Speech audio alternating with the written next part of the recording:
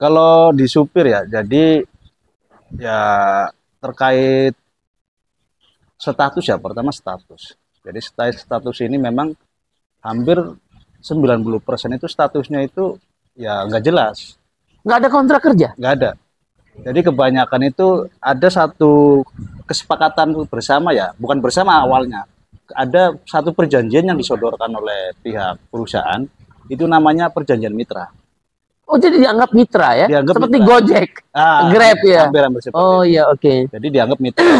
Nah, di situ ada poin-poin yang pastinya memberatkan karena perjanjian itu disodorkan di saat kita mau mulai melamar pekerjaan. Oke. Nah, kita seumpamanya orang yang lagi nganggur terus Nggak ada kerjaan, Ya, nggak ada terus- uang, nggak ada penghasilan ya? terus ngelamar, terus disodorin apapun pastinya Pasti kita mau. pastinya mau. Betul. Gitu.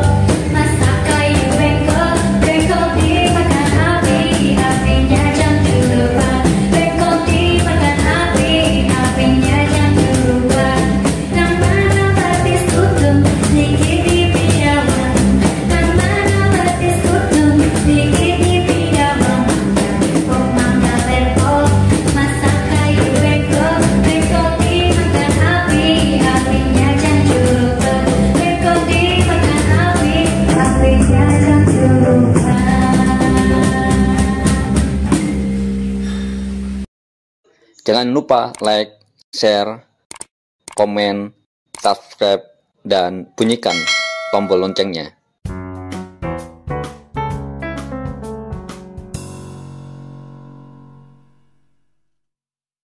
Assalamualaikum warahmatullahi wabarakatuh. Shalom.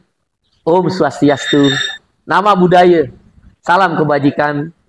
Semoga kita selalu dalam keadaan sehat walafiat. Sesuai doa dan salam agama kita masing-masing.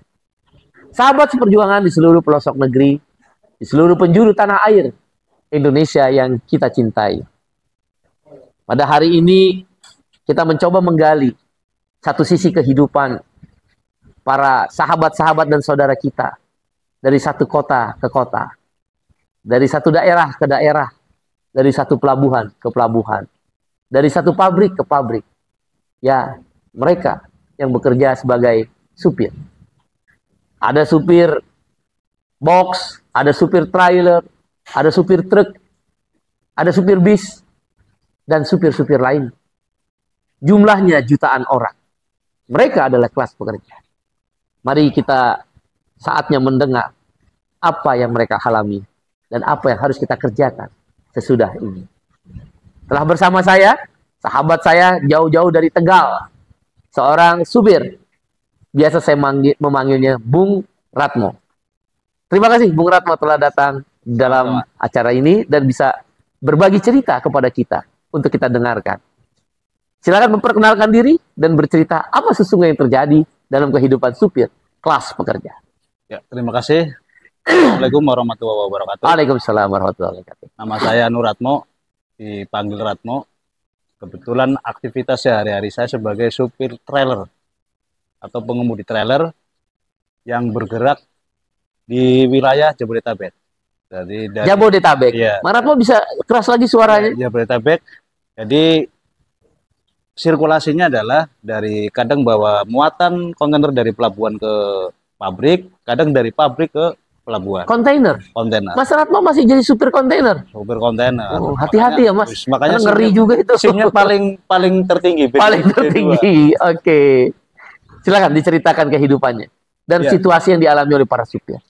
Ya, kalau di supir ya, jadi Ya terkait status ya, pertama status. Jadi status ini memang hampir 90% itu statusnya itu ya nggak jelas, Nggak ada kontrak kerja. nggak ada. Jadi kebanyakan itu ada satu kesepakatan bersama ya, bukan bersama awalnya. Ada satu perjanjian yang disodorkan oleh pihak perusahaan, itu namanya perjanjian mitra. Oh, jadi dianggap mitra ya? Dianggap Seperti mitra. Gojek, Grab ya? Hampir seperti Oh itu. iya, oke. Jadi dianggap mitra. Nah, di situ ada poin-poin yang pastinya memberatkan karena perjanjian itu disodorkan di saat kita mau mulai melamar pekerjaan. Oke.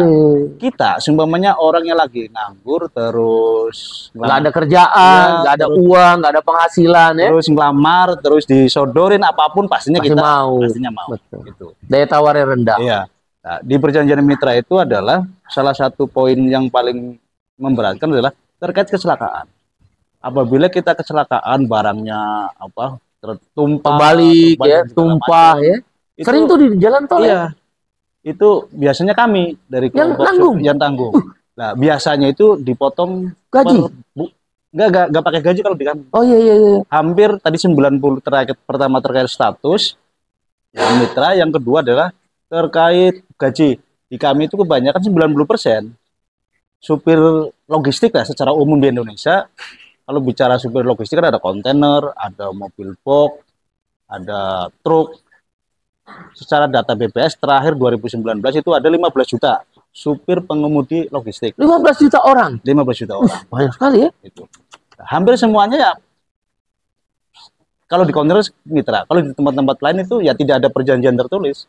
Asal apa? Lamar kerja. Lamar kerja ya udah seperti itu. Berapa pendapatan rata-rata Ya. yang Mas Ratmo terima dan kawan-kawan? Rata-rata. Ya, kalau ini kan sifatnya nggak tentu. Berarti kita kan sistemnya pakai uang jalan, nah, uang jalan. Nah, contoh kita narik lah, saya Iya. sendiri narik contoh semuanya dari Pelabuhan Priuk bawa ke Tangerang, berangkat malam lah pastinya kalau karena kontainer itu kan harus seringnya malam, Malam. menghindari kemacetan Jakarta, berangkat malam, terus pulang malam karena di pelabuhan juga itu Nunggu ya? nunggu antriannya Nunggu, bisa iya panjang sekali. sampai berjam-jam. Betul betul. Nah, itu hampir kerja 24 jam itu ya paling 200.000. 200.000. 200.000. Berapa Sehari. hari perjalanan itu? Satu hari, pokoknya Satu hari. sehari semalam lah. 200.000 itu udah semuanya. Udah semuanya. Buat uang makan, buat kalau terjadi tanda petik ya Iya. masih ada pungli. Betul. Nah, apalagi kalau seumpamanya Terus bisa bawa pulang ke rumah berapa itu? paling 150.000 100.000 pun dengan sampai catatan- 150.000. Iya, itu pun dengan catatan kalau setiap hari narik. Kadang kan hari ini narik, besok juga nggak narik. Rata-rata bisa dapat narik berapa hari? Sebulan. Sebulan itu kisaran 20-an lah. 20 kali katakan 100.000 cuma 2 juta. Iya. Tapi nyawa dipertaruhkan. Kalau truk terguling, isi berhamburan bertanggung jawab. Begitu ya? Ada uang makan nggak? Kalau nggak narik itu di beberapa perusahaan ada. Iya, Namanya uang standby lah kalau di supir standby. itu. Oke. Nah, kalau Kalau perusahaan-perusahaan besar ya, ya, tapi hampir rata ya nggak ada uang standby. mayoritas tidak ada. Oke, oke. Itu. Jam kerja gimana? Kalau jam kerja, kalau logistik itu kan ada yang pengemudi lokal dalam arti kota-kota lah. Iya, Wilayah Jakarta, wilayah Jakarta. antar kota gitu ya. Wilayah Surabaya, Surabaya. Iya. Dalam kota dan luar Ya, kota. Ini terkait jam kerja masih kategori ya 12 jam sampai 15 jam lah. Pastinya tanpa upah lembur lah karena sistemnya borongan seperti itu ya. Nah, ini yang berarti yang luar kota. Luar kota. Yang luar kota yang contoh kita ke Jakarta, ke Surabaya lah. Itu kan memakan waktu kan lumayan apa? Lumayan panjang lah. Iya. Biasanya di perusahaan tuh ada target. Target umpamanya jarak ke Jakarta ke Surabaya itu wajib 2 hari nyampe. Iya. Ya mau kita lagi sakit, mau kita lagi apa ya harus nyampe. Itu loh. Nah, karena kalau kita molor waktu pun akan berdampak dengan penghasilan. Iya, potongan upah, Iya, karena penalti, yang ya. harusnya dibawa pulang akhirnya buat makan di jalan. jalan. Makanya Jadi sering kali juga dong, begitu selesai narik, nggak ada uang yang dibawa pulang ke rumah ya? Ya, Seperti kasus nelayan ya? hampir sama, cuman tidak merata ya. Iya, tidak merata. Tidak merata kayak di teman-teman nelayan lah. Ya, apalagi memang biasanya kalau kita pulang nggak bawa duit, biasanya mobil itu trouble di jalan, rusak. Itu siapa yang biayar tuh kalau rusak di jalan? Rusak di jalan biasanya kalau itu kita talangin ini. Talangin dulu. Nyari montir ya kan dan segala macam. Duitnya dari mana tuh? Ya uang jalan itu. Oh, uang jalan. Oke. Sampai kadang pinjem-pinjeman sama temen lah yang masih satu. Saling membantu ya, satu jalur ya. Iya, seperti itu.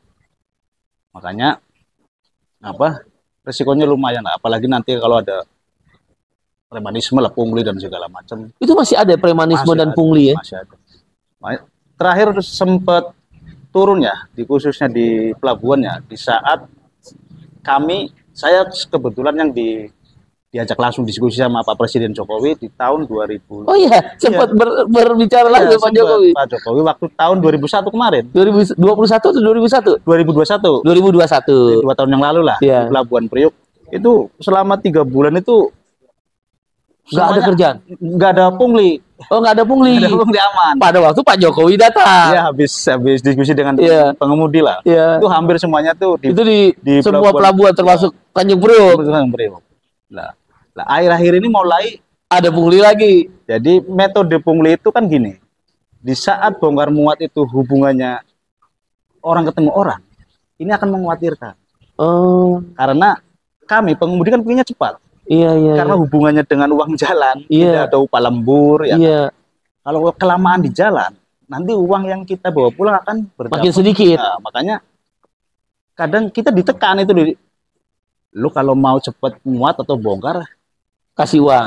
Nah, kalau nggak ngasih, ini biar alat dicari alasan. Tempat alat bongkarnya itu lama itu loh. Sudah datang di atasnya mobil, tapi si kren tenggo itu pun nggak pelan-pelan. Iya, pelan-pelan banget. Ini dampaknya akan lama, terus antriannya juga bisa mengular kemana-mana. Ini nih situasinya seperti itu di. Mas Arno udah berapa tahun jadi driver? Seingat saya itu 99. 9 bulan. Enggak, 99 tahun 99. Oh, dari tahun 99. 99. Itu hampir 30 tahun ya, hampir ya. Nah, saya pernah kerja tahun, ya, yang ada gaji bulanan menjadi pengemudi. Itu di Pertamina. Oke, bulanan di Pertamina. Ada ini. Oke. Makanya tadi saya bilang, di logistik itu 90% tidak ada gaji, sistemnya borongan, tapi ada 10% itu yang bergaji. Yang bergaji salah satu di Pertamina. Oke. Tapi sayangnya tidak ada upah lembur. Tidak ada upah lembur. Jam kerja tidak jelas. Jam kerjanya pasti 12 jam karena ada 2 shift.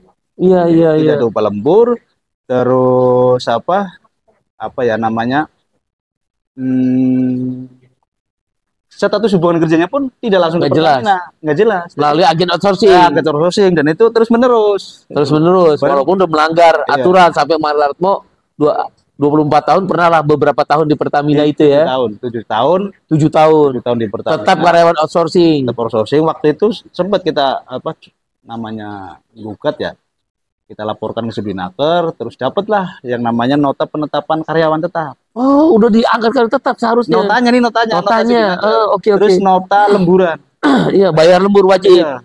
Nah, tapi lagi-lagi ini tidak dijalankan sama pihak Pertamina. Sekelas Pertamina, raksasa perusahaan minyak dunia, untungnya puluhan triliun, memperlakukan buruhnya, udah ada perintah dari negara melalui Kemenaker atau Disnaker, harus diangkat karyawan tetap dan membayar upah lembur, tidak menjalankan. Saya nggak bisa membayangkan dengan perusahaan yang lain bagaimana ya. Nah ini kan? Iya, harusnya kan perusahaan BUMN ya. Dan ini semuanya di lingkungan Pertamina. Karena kebetulan saya pernah menjadi Ketua Umum Serikat Awak Mobil Tangki se-Indonesia. Oh, oke. Saya waktu itu membawai 5 provinsi. Iya. DKI Jakarta, Banten, Jawa Tengah, Jawa Timur, terus Sumatera Lampung. Sebagai Ketua Umum Serikat Pekerja Awak Mobil Tangki. Kalau saya nggak dulu pernah demo besar-besaran juga ya.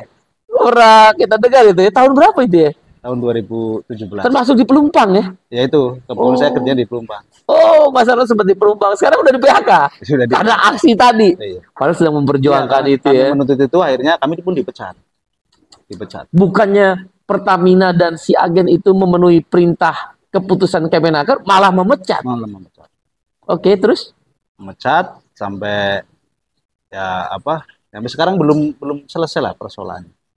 Hubungan kami teman-teman awak mobil tangki dengan Pertamina Pesangon nggak dibayar? belum dibayarkan. Keputusan terakhir Lah, dari istilah Pengadilan Hubungan Industrial ya, PHI ya. nah, ini rencananya teman-teman lagi coba Oh, belum menggugat? Belum ya? Karena waktu itu ada sempat tragedi sedikit lah, tragedi terkait demonstrasi besar-besaran, akhirnya saya diambil lah bahasanya seperti Iya. itu, ya kan, akhirnya Iya. pada bubar masing-masing kan waktu itu. Nah, ini rencananya memang kita akan coba Perjuangannya sungguh keras ya.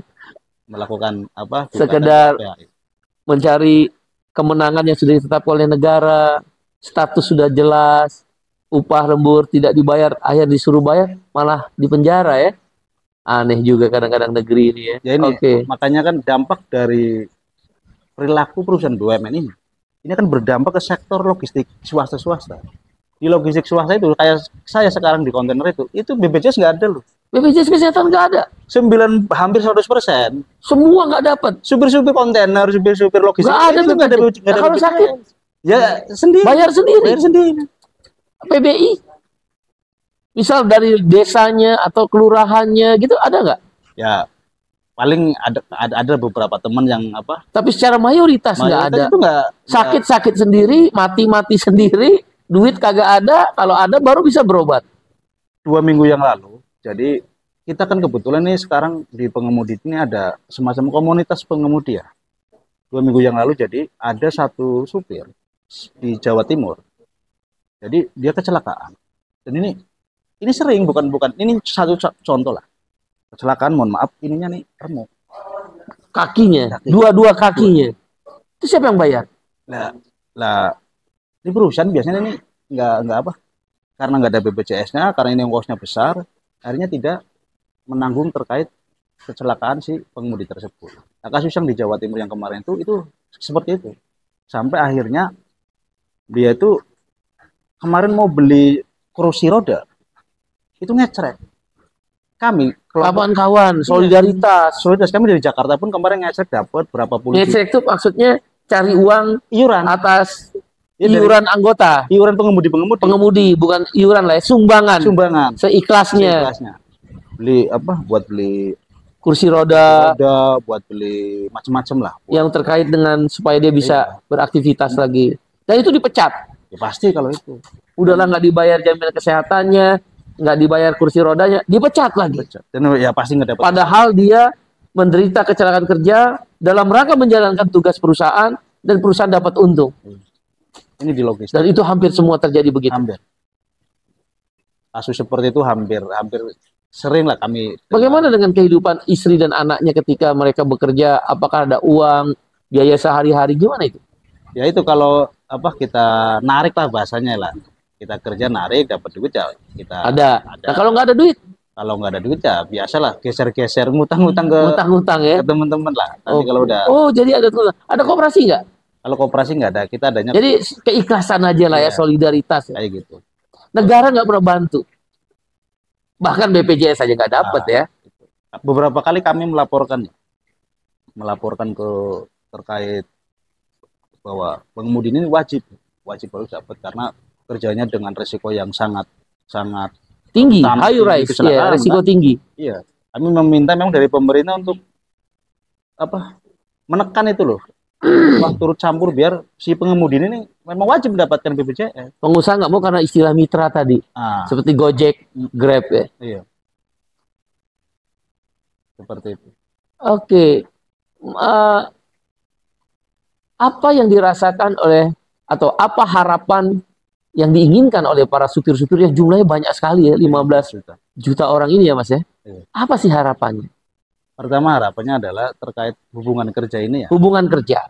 Sehingga ada kepastian. Ya, ada kepastian. Jadi di saat kita tua itu atau di PHK lah, ada pesangon, terus kepastian kerja terus menerus itu loh. Pertama itu. Yang kedua adalah upah bulanan. Upah bulanan yang nominalnya sesuai UMP. Sehingga mereka punya ketenangan ketika membawa truk-truk itu atau memang mobil-mobil ya. Kami merasa ini tidak semua orang itu khususnya supir trailer ya. Tidak semua orang itu tuh bisa itu loh. Karena ini kan sudah skill ya kan. Iya. Supir trailer itu skill. Keterampilan betul, tinggi sekali itu. Itu pun kalau bicara upahnya kan harus di atas UMP itu. Iya, betul. Nah, ini yang kedua itu terkait upah, terus hubungan kerja sama Jaminan sosial. sosial itu. Jaminan kesehatan, jaminan pensiun ya, jaminan makanan ketika istri ditinggal, anak-anak ya. Iya. Oke. Itu sih. Apa upaya-upaya yang dilakukan oleh teman-teman? Banyak lah kalau upaya banyak. Tapi nggak didengar. Iya. Mulai dari instansi Dishub karena berhubungan dengan Kementerian Perhubungan ya kan, terus dengan tenaga kerja. Terakhir kami itu pengemudi Jakarta ketemu sama Menteri Tenaga Kerja. Oke. Ya kita kasih masukan bahwa kami itu tidak dapat BPJS gitu. Ya sampai sekarang tidak ada respon sama sekali. Iya. Oke, makasih Mas Ratmo, sahabat perjuangan.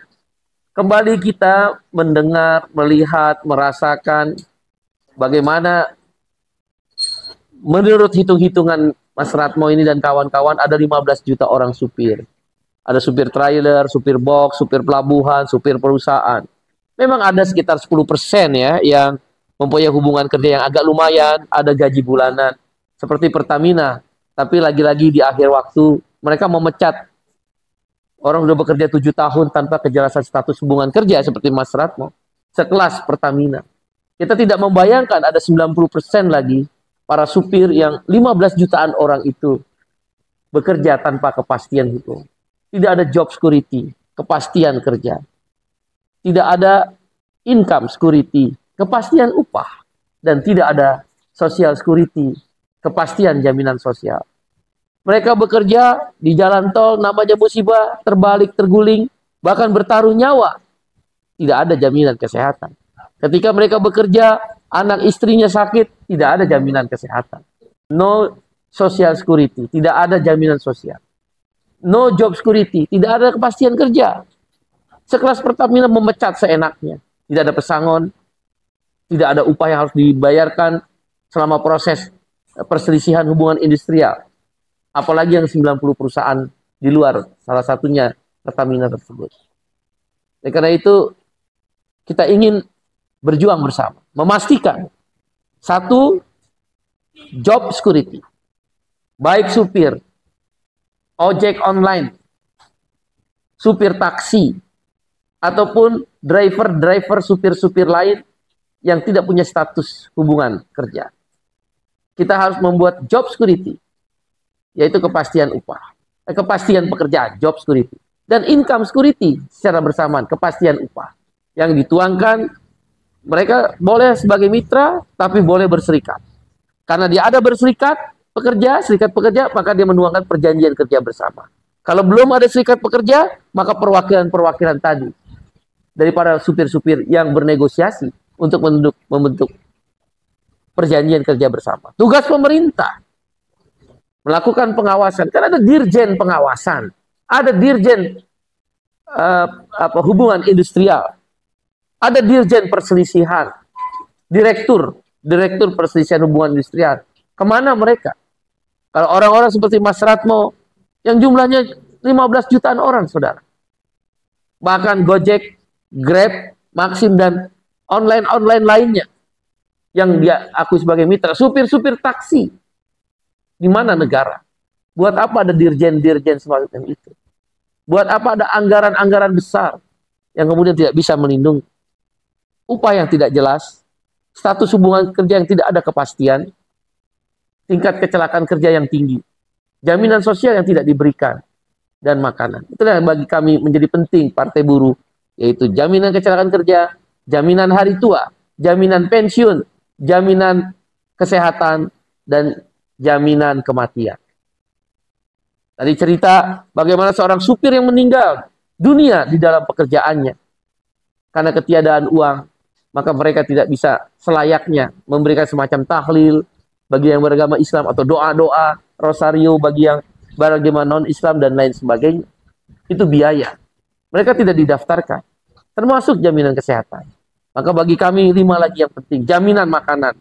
Ketika mereka orang yang disebut mitra-mitra tadi, Gojek, Grab, ya, supir trailer, supir logistik, kemudian juga supir taksi, Mereka harus ada jaminan makanan untuk anak istrinya ketika mereka bekerja, sehingga mereka tenang bekerja.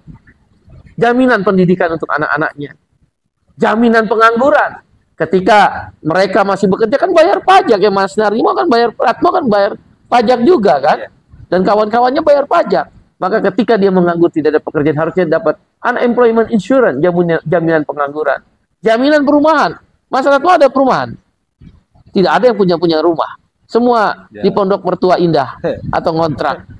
Saudara, mau dibawa kemana orang-orang kecil ini? Dan jaminan air bersih. Sampai jumpa saudara. Assalamualaikum warahmatullahi wabarakatuh. Shalom. Om Santi, Santi, Santi Om. Sesuai doa dan salam keyakinan agama kita masing-masing. Sampai jumpa sahabat seperjuangan di seluruh tanah air. Terima kasih. Yang warna oranye Partai Buruh, warna oranye Partai Buruh, partainya kelas pekerja, partainya kelas pekerja, Partai Buruh nomor 6.